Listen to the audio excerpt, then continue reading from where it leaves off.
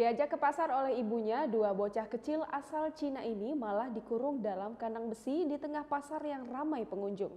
Bukan tanpa alasan, sang ibu mengurung dua bocah kecil itu lantaran takut kehilangan saat berada di pasar.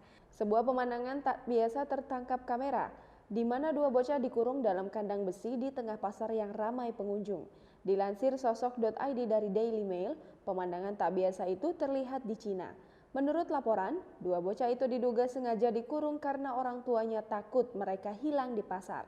Dua bocah yang diyakini berjenis kelamin laki-laki itu tampak sendirian di dalam kandang yang terhubung di sepeda roda 3. Sebuah sumber mengatakan mereka ditinggal di dalam kandang agar tak berkeliaran di daerah tersebut. Video yang beredar di media sosial dilaporkan direkam oleh pengunjung di sebuah pasar di kota Luoyang, Cina pada Selasa 27 Oktober 2020. Rekaman yang dirilis surat kabar lokal Dehe News menunjukkan bocah-bocah itu terlihat ketakutan. Mereka terlihat menatap ke sekeliling sambil berpegangan pada jeruji besi yang mengurung mereka.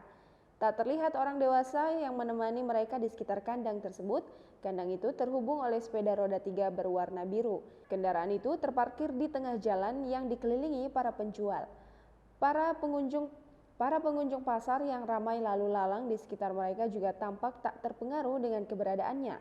Seorang sumber yang diduga merekam video itu mengatakan, para orang tua melakukan tindakan ekstrim untuk mencegah anak mereka tersesat di pasar yang ramai. Pejabat setempat belum merilis pernyataan apapun terkait dugaan insiden tersebut saat berita ini ditulis. Rekaman yang ditampilkan di beberapa outlet media milik negara itu telah memicu kemarahan publik.